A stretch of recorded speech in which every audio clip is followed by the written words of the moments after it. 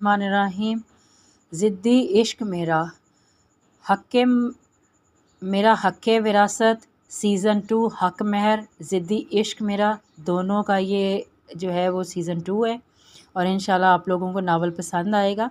बहुत ही खूबसूरत नावल है।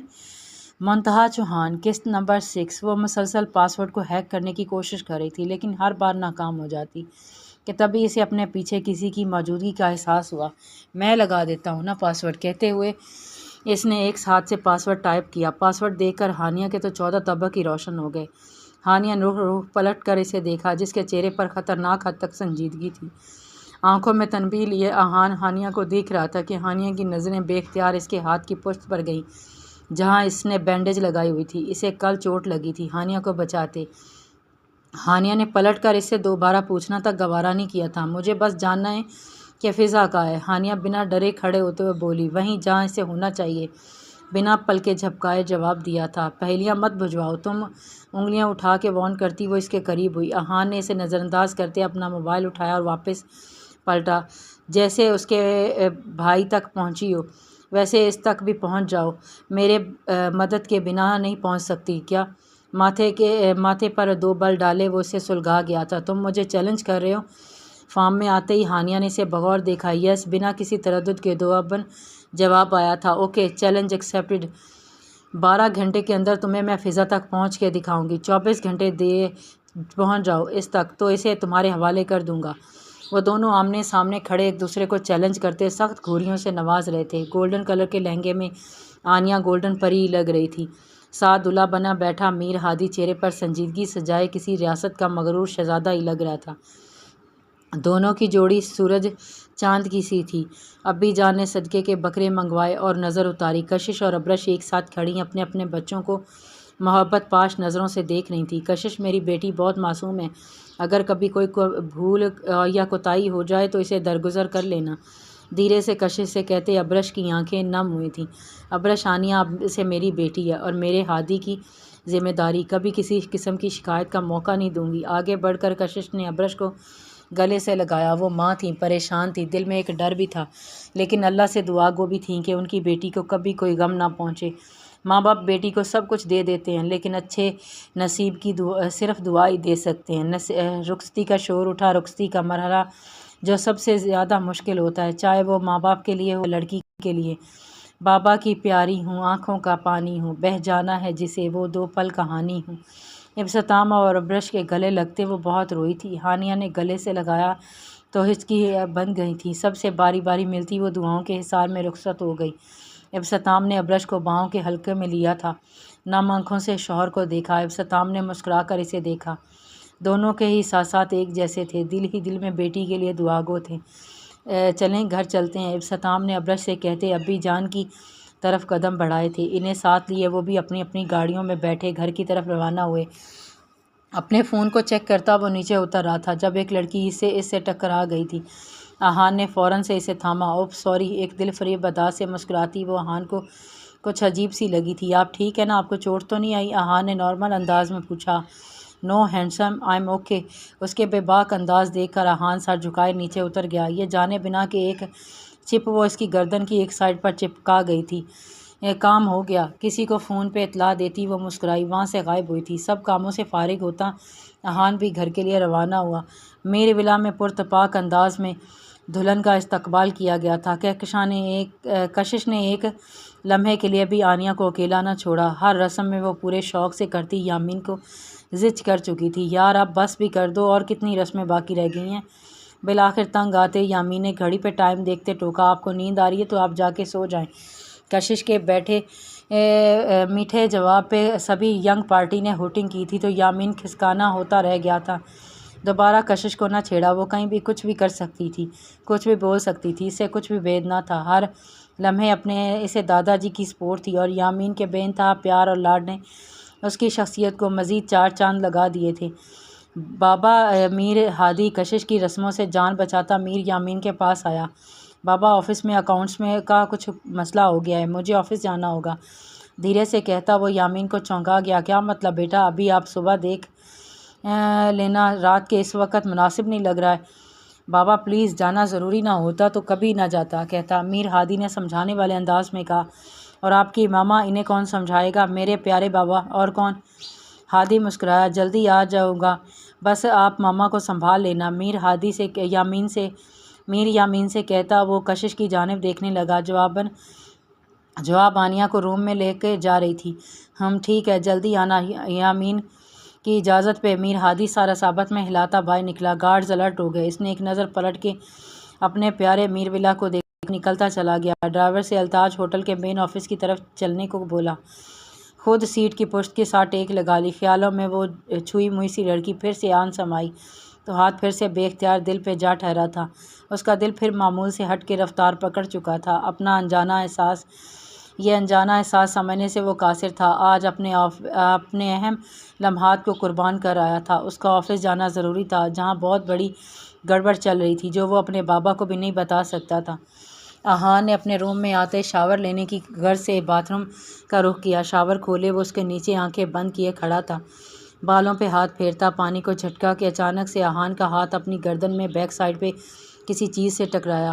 اس کے ماتھے پہ بل پڑے۔ اپنی انگلیوں کی پوروں سے اس نے چیز کو جانچا تو اسے فوراً احساس ہوا وہ کوئی چپ جیسی چیز ہے۔ فوراً اسے شاور بند کرتا وہ ڈریس اپ ہوتا باہر نکلا تھا۔ شیشے میں کھڑا وہ اپنی گردن کا معائنہ کر رہا تھا۔ اسے اپنے کمر میں کچھ لگا سا محسوس ہوا۔ اس کی چھٹی حس بیدار ہو چکی تھی۔ آئینے سے وہ اپنے بستر پر دیکھ سکتا تھا جہاں تکیہ اپنی جگہ سے ہٹا ہوا تھا۔ مطلب یہاں کوئی تھا، وہ سمجھ گیا تھا، لیکن چہرے پر ظاہر کچھ نہ ہونے دیا۔ اسے چپ کی زیادہ فکر تھی جو اس کی گردن کے ساتھ اندر تک چپک گئی تھی اور گردن کی بیک سائڈ پہ تھی، جہاں سے وہ اسے کسی کی مدد کے بنا نہیں اتار سکتا تھا۔ رات کے اس وقت وہ ابتسام کو بھی نہیں تنگ کرنا مناسب نہیں سمجھ رہا تھا، اور چپ کو ہٹانا بھی ضروری تھا۔ وہ کسی چیز کی چپ تھی، اسے یہ بھی جاننا تھا۔ وہ دراز سے کچھ نکالتا بیڈ پر آ کر بیٹھتا، آنکھیں بند کیے چپ کا معائنہ کرنے لگا۔ اسے پردے کے پیچھے کوئی ہلچل محسوس ہوئی۔ احان لب بیچے اٹھا۔ اس نے پردہ ہٹایا تو سامنے ہی وہ کھڑی تھی۔ کیا مسئلہ ہے تمہارا؟ سکون نہیں ہے؟ اپنے روم میں ماتھے پر بل ڈالے وہ ہانیہ سے مخاطب ہوا۔ ہانیہ خاموشی سے باہر نکل آئی۔ زیادہ طنز بازی مت کرو، کچھ بھی نہیں چرایا میں نے تمہارا۔ وہ ہانیہ ہی کیا جو ذرا بھی شرمندہ ہو جائے۔ مجھے لگا بہن کی رخصتی پہ اس قدر شدید رونے والی لڑکی اب بھی کہیں بیٹھی آنسو بہا رہی ہوگی، لیکن تمہیں دیکھ کر تو کہیں سے نہیں لگتا کہ تمہیں ذرا بھی بہن کی رخصتی کا دکھ ہو۔ طنز کا ایک اور تیر پھینکتا وہ واپس بیڈ پر آن بیٹھا تھا۔ احان کو وہ چپ جلد کے اندر جاتی محسوس ہو رہی تھی۔ احان نے موبائل کھولتے نیٹ سرچ کیا تھا، جہاں اسے چپ کے بارے میں کچھ انفارمیشن تو ملی، لیکن زیادہ نہیں جان سکا۔ واقعی کسی نے سچ ہی کہا ہے کہ یہ پاکستان ہے۔ یہاں اگر کوئی اداس ہو یا بیمار ہو تو منہ بھی ویسا ہی بنانا پڑتا ہے۔ منہ کے بنا کے کہتی وہ احان کو دیکھنے لگی، جو کہ کچھ اپسٹ سا لگا تھا۔ اس نے ہانیہ کی بات کا جواب نہ دیا۔ ہانیہ اس کی غیر معمولی خاموشی محسوس کرتی اس کے پاس آئی، جو چھوٹا سا آئینہ لیے بیٹھا تھا اور اس کے ہاتھ میں کچھ اوزار بھی تھے۔ ہانیہ ناسمجھی سے اسے دیکھ رہی تھی کہ وہ کیا کرنے والا ہے۔ اوزاروں میں سے ایک باریک پلاسٹ اٹھایا، وہ اٹھا اور آئینے کے سامنے جا کھڑا ہوا۔ ہانیہ بھی اس کے پاس جا کھڑی ہوئی، اس کی حرکات سکنات دیکھنے لگی۔ کیا کر رہے ہو تم؟ اسے پلاس کو پیچھے گردن کے طرف لے جاتے دیکھ کر وہ گھبرا کے بولی، لیکن احان نے اس کی بات پہ توجہ نہ دی۔ پلاس کی مدد سے چپ نکالنی چاہیے۔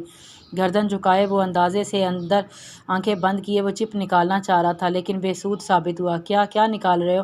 کوئی شیشہ چبھا ہوا ہے جو ڈاکٹر گیری کیوں کر رہے ہو؟ ڈاکٹر کے پاس چلے جاؤ۔ ہانیہ اس کے چہرے پہ درد کے احساسات دیکھ رہی تھی۔ اپنا منہ بند رکھو اور جاؤ یہاں سے۔ احان نے درد کی شدت بمشکل ضبط کرتے ہوئے ہانیہ سے دھیمی آواز میں کہا۔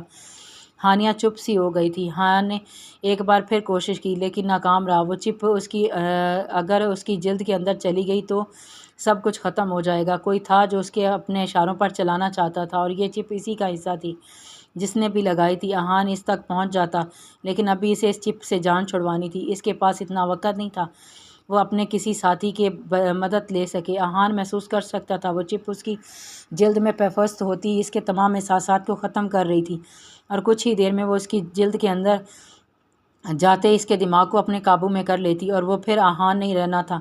شدت درد اور غصے سے اس نے ڈریسنگ ٹیبل پہ پڑی ساری چیزیں زمین بوس کر دیں۔ ہانیہ جو واپس جانے کے لیے دروازے کی جانب بڑھی تھی، احان کی حالت دیکھتے وہ واپس پلٹی۔ اسے احان صحیح نہیں لگا تھا، کچھ تو تھا اس کے ساتھ جو وہ اس طرح سے کر رہا تھا۔ کیا کر رہے ہو یہ سب؟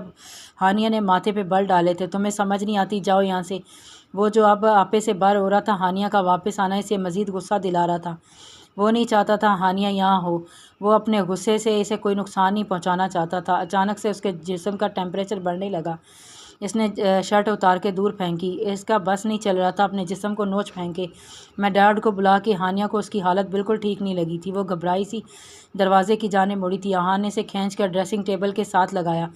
اس کی آنکھیں لال ہو چکی تھی، وہ خود کو اپنے حواسوں میں نہیں محسوس کر رہا تھا۔ وہ چپ اپنا کام دکھانا شروع کر چکی تھی۔ ہانیہ اس کے یوں کھینچنے پر تلملائی تھی، لیکن اس کی آنکھیں دیکھ کر ٹھٹر گئی۔ ہیلپ می، اس کے دھیرے سے کہے الفاظ ہانیہ کو اپنی سماعت پہ شک ہوا تھا۔ آہان اس سے ہیلپ مانگ رہا تھا، پلیز کہتے ہوئے اس نے اوپر گرنے والے انداز میں سر گرا چکا تھا۔ ہانیہ نے اس کے سر اپنے کندھے پر اٹھایا اور اس کا چہرہ اپنے ہاتھوں میں لیا۔ آہان کی تکلیف پہ اس کا دل کٹ رہا تھا، لیکن اسے ہوا کیا تھا وہ سمجھنے سے قاصر تھی۔ آہان آنکھیں کھولو۔ وہ گھبرا گئی تھی، وہ بمشکل اپنا سہارا کھڑا تھا، لیکن اس کے پیروں سے جیسے جان نکل رہی تھی۔ وہ چاہ کر بھی حواسوں میں نہیں۔ ہانیہ کا ہاتھ تھامے وہ اس کے ہاتھ اپنی گردن کی بیک سائڈ پر لے گیا جہاں ہانیہ کو کچھ محسوس ہوا۔ اسے ریموو کر دو۔ اس کے ہاتھ کو چھوڑتے وہ بے بس ہوتے دھیرے سے ہانیہ کے کان میں کہتا آنکھیں پھر سے بند کر گیا تھا۔ ہانیہ نے اسے بیڈ پر الٹا لٹایا اور اس کی گردن پہ اس چیز کو چپک چیک کرنے لگی۔ کچھ ہی دیر میں اسے آئیڈیا ہو گیا، وہ کوئی چپ ہے اور اسے آہان کی گردن سے نکالنا تھا۔ آہان کے بیگ سے اپنا مطلب کے اوزار نکالے اور اپنا کام میں لگ گئی۔ اسے اس چپ کو نکالنے میں بہت وقت اور طاقت لگ رہی تھی، لیکن بے سود ثابت ہو رہی تھی۔ جبکہ آہان اپنے ہوش و حواس کھو رہا تھا۔ وہ جیسے ہی اپنے گارڈز کے ہمراہ آفس پہنچا، اپنے آف میں کسی کی موجودگی محسوس کر سکتا تھا۔ اپنے گارڈ اور 2 ساتھیوں کو اشارہ کیا۔ انہوں نے آفس کے دروازے کو کور کر لیا تھا۔ اپنی جیب سے گن نکالتا میر ہادی نے آفس کے دروازے کو ٹانگ مارتے کھولا۔ سامنے ہی 2 لوگ ماسک پہنے نظر آئے تھے۔ انہوں نے فائر کیا تو دوسری طرف سے میر ہادی نے بھی اپنے گارڈ کے ساتھ ان دونوں کا مقابلہ آمنے سامنے آتے کیا تھا۔ وہ دونوں لوگ گولیاں لگنے سے ڈہ گئے تھے، لیکن اسی سانے میں ایک گولی میر ہادی کے بازو کو چھوتے ہوئے نکلی تھی۔ وہ شدید تکلیف سے اندر تڑپ گیا تھا۔ بے اختیار کشش کا چہرہ آنکھوں کے آگے لہرایا تھا۔ اگر اسے کچھ ہو جا گیا تو ماں کیا کرے گی؟ ایک دکھ وہ اٹھا چکی ہے، ایک دکھ اور مل گیا تو وہ زندہ نہیں بچے گی۔ میر حافی نے خود کو صرف اپنی ماں کے لیے بچایا، جس سے وہ اس دنیا میں سب سے زیادہ پیار کرتا تھا، اور اس کے لیے کچھ بھی کر سکتا تھا، کچھ بھی۔ سر آپ کو گولی لگی ہے۔ عزیز بے چین ہوتا اس تک پہنچا تھا۔ میں ٹھیک ہوں، بس چھو کے گزری ہے۔ ان دونوں کو زندہ رکھنا، مرنے نہیں چاہیے، سرد لہجے میں کہتا وہ ان دونوں کے بے ہوش وجود پر ایک کراہت بھری نظر ڈالتا ہوا باہر نکلا تھا۔ لاکھ منع کرنے کے باوجود بھی عزیز اسے ڈاکٹر کے پاس لے گیا تھا، اس کی بینڈیج کروا کے خود گھر چھوڑنے آیا تھا۔ عزیز اس بارے میں کسی کو کچھ پتہ نہیں چلنا چاہیے، سمجھے؟ اسے وارن کرتے وہ نیچے اترا تھا۔ اندر آتے ہی سب سے پہلے یامین سے سامنا ہوا، جو اسی کا انتظار کر رہا تھا۔ بیٹا اتنی دیر سب خیریت ہے نا؟ جی بابا پریشان نہ ہو، اب سب ٹھیک ہے۔ اپنی تکلیف چھپاتا وہ مسکراتے ہوئے بولا، ٹھیک ہے بیٹا آپ جائیں، صبح بات کریں گے۔ یامین نے اس کے سر پہ پیار سے ہاتھ پھیرتے ہوئے کہا تھا تو اس نے اپنے قدم اپنے کمرے کی طرف بڑھائے تھے۔ میر ہادی کے کمرے میں جانے کے بعد بن یامین سکندر گہری سوچ میں ڈوب گیا تھا۔ ایسی ہی ایک رات تھی جب اس کی زندگی میں بہت بڑا طوفان آیا تھا اور انہیں اپنی ایک اولاد سے ہمیشہ کے لیے چھین لیا گیا تھا، اور رات کوئی بھی نہیں بھول پایا تھا۔ کشش نے سب سے زیادہ اثر لیا تھا، لیکن یامین اور میر ہادی کی محبت نے اسے اس غم سے نکالا تھا۔ اسی کے نروس بریک ڈاؤن کے بعد وہ بمشکل سروائیو کر پائی تھی۔ یہی وجہ تھی کہ شوہر اور بیٹا اس کے لیے جیتے تھے، اس کی خوشی کے لیے جیتے تھے، اسے کھونے سے ڈرتے تھے، اپنا غم ایک دوسرے سے بانٹ لیتے تھے، لیکن کشش کے سامنے ہمیشہ خوش رہتے تھے۔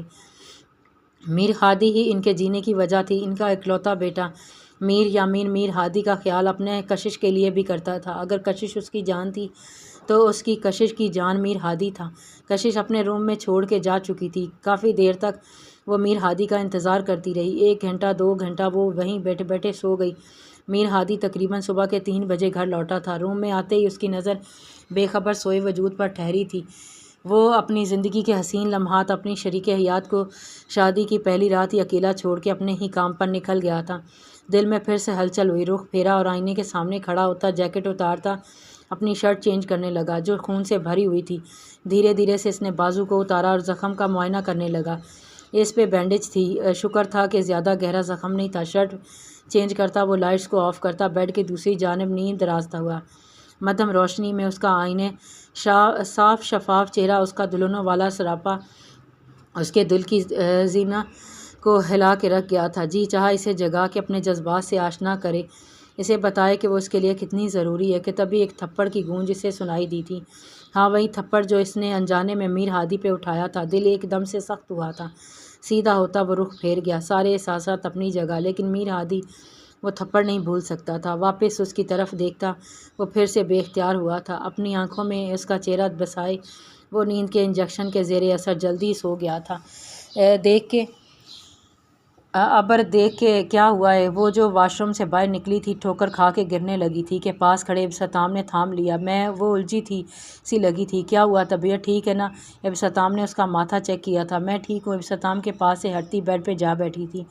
آنیہ ٹھیک ہوگی نا؟ ہم نے جلد بازی تو نہیں کر دی نا؟ وہ ابھی چھوٹی تھی، صرف 23 سال کی تھی تو ہے وہ، ہم نے اس کی شادی کر دی۔ پریشان مت ہو، ہماری آنیہ بہت سمجھدار ہے، وہ سب ہینڈل کر لے گی۔ ابتسام نے اس کے پاس بیٹھتے اس کا ہاتھ تھامتے ہوئے پیار سے کہا۔ اس کا کوئی فون نہیں آیا؟ ایک فون تو کر سکتی تھی نا؟ ابرش کی اپنی ہی منطق تھی۔ کیا ہو گیا؟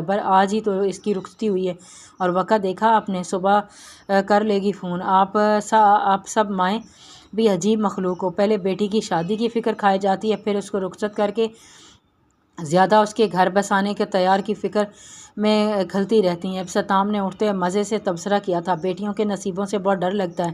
اللہ اس دنیا کی ساری بیٹیوں کے ساتھ میری دونوں بیٹیوں کے نصیب بھی اچھے کرے، دل سے کہتی وہ ابتسام کو واقعی آج ماں لگ رہی تھی۔